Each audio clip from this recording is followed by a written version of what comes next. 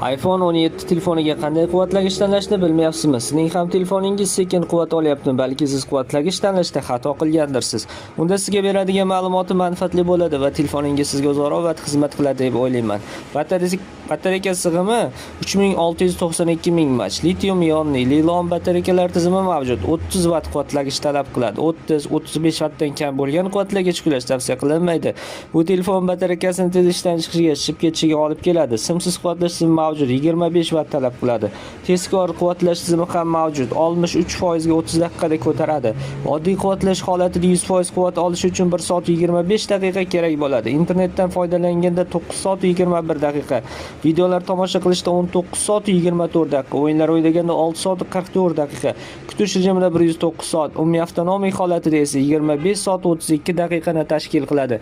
Agarda sizga ham shunaqa ma'lumotlar qiziq bo'lsa, videomizni oxiriga yozib qoldiring. Videomiz manfaatli bo'lgan bo'lsa, bizlarni kuzatib boring.